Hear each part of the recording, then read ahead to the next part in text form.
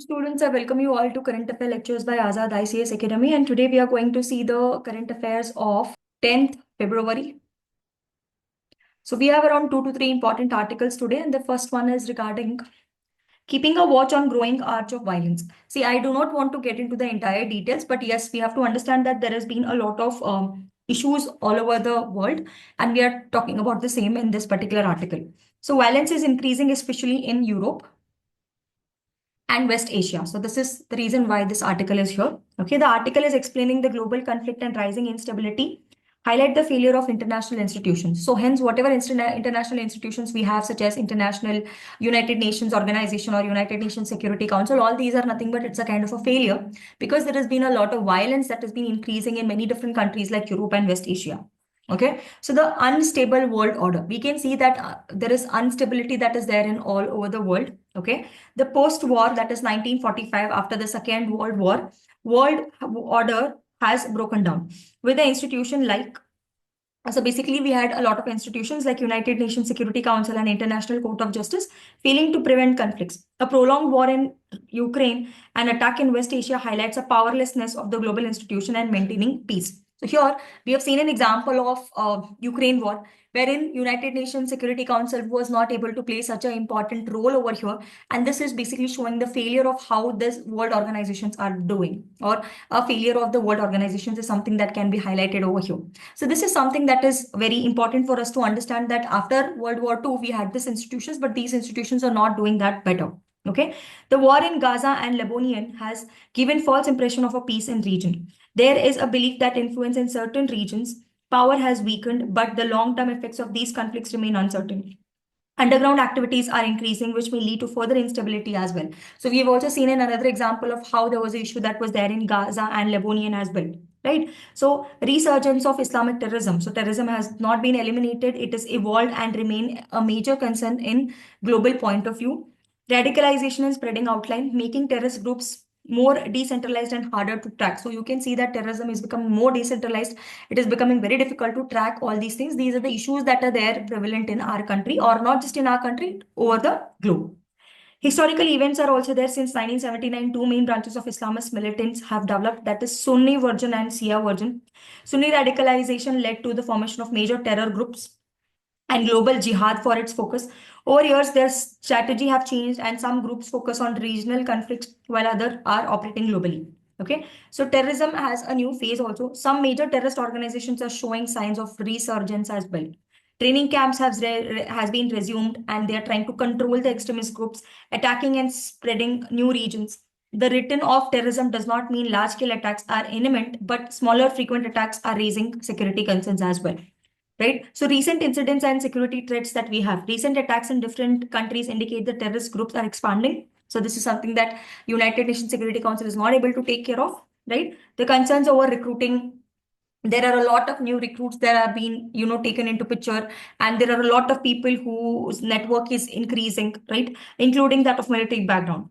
So further, what we have to be prepared about is counter-terrorism expert warning that terror groups are using modern technology. They are also including artificial intelligence to recruit and make their plans, right? Similarly, with large-scale attack have not occurred recently, the warning sign should not be ignored. So this is a warning sign that we have, and that sign should not be ignored, is something that we need to understand. Government and security agencies must act early to prevent a new wave of terrorist activities. So we need to make sure that the governments of every countries have to act, and they have to come up with all the control of terrorist activities.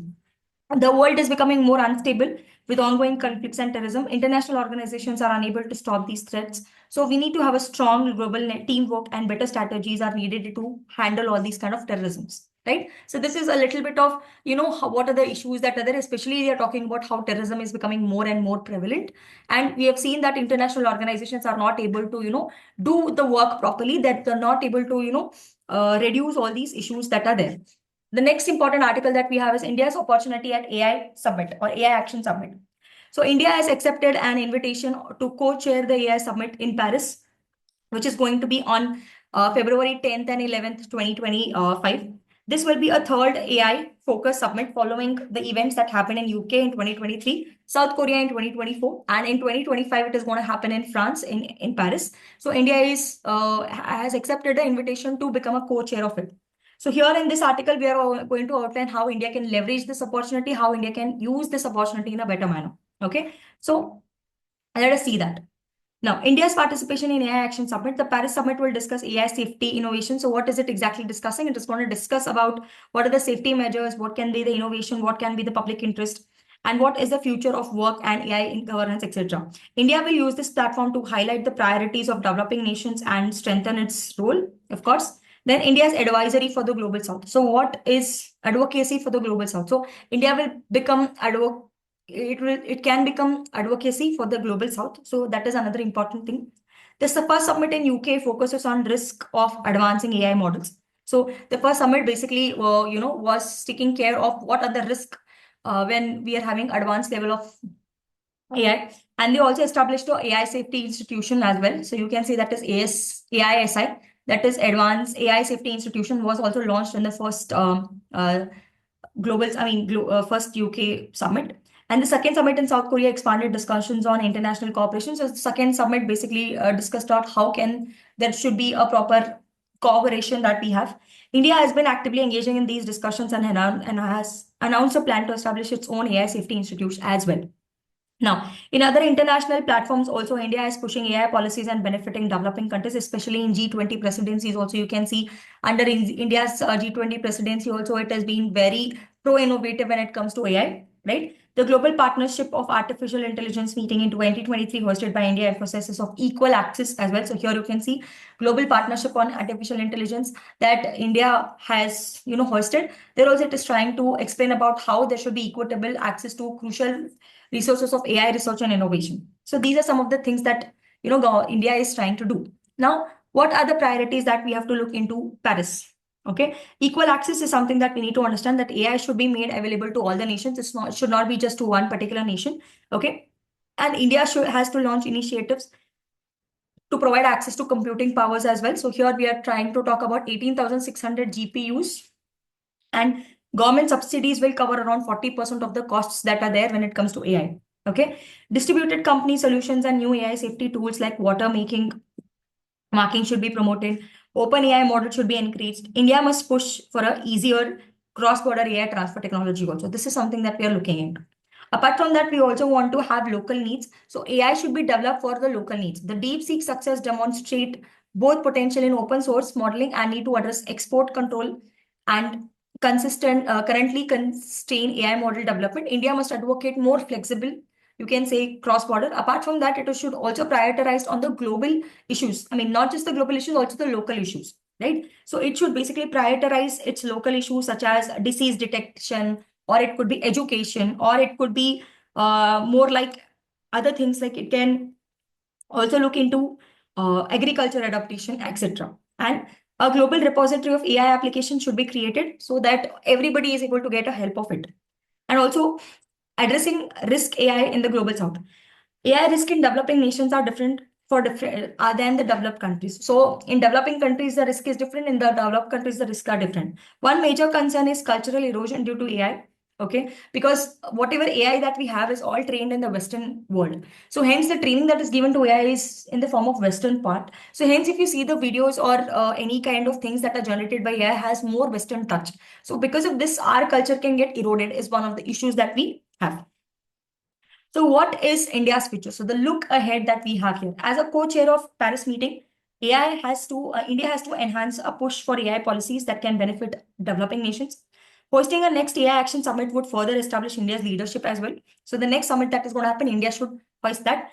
India can act as a bridge between the developed nations and the developing nation to shape this particular AI landscape as well. These are some of the things that India can basically do so that it can make its leadership better, right?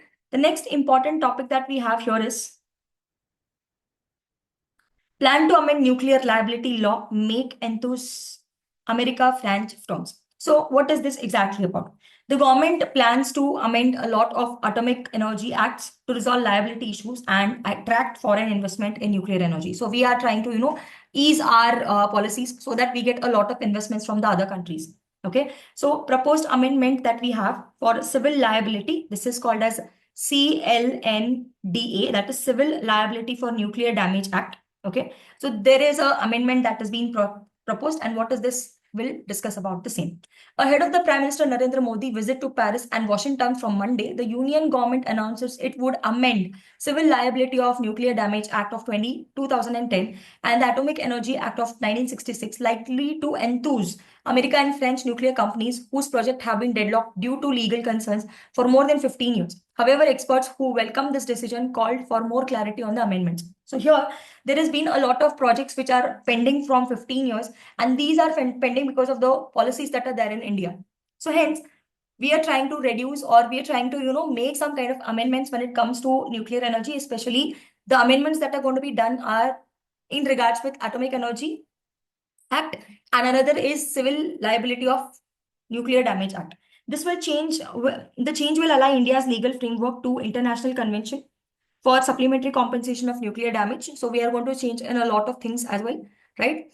So hence the atomic energy will be amended to allow greater private and foreign direct investments. So we want to have a lot of private and foreign direct investments in our country, and that is why we are trying to do this particular thing, right? The atomic energy will act as, the reforms will be able to complete the electrified France project at Jatipur and Washington Electrical Company project as Cordova. So these are some of the projects that are still pending, and they will also get enhanced, right? The government move marks a reversal of 2015 stance where it ruled out amending Civil Liability of Nuclear Damage Act, right? So benefits of these acts. So what are the benefits that we are going to get out of this? Okay.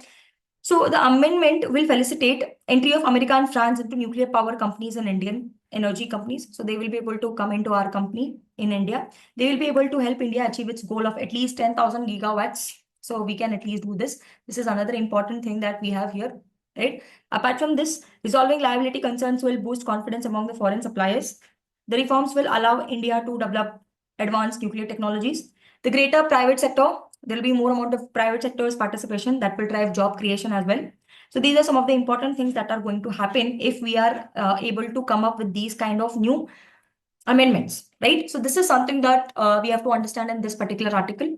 I'll see you guys with more amount of articles in upcoming lectures. If you have any comments, please put it in the comment section. Thank you so much for your patience, and we will discuss more about this in upcoming lectures. I'll see you guys in tomorrow's current affair lectures.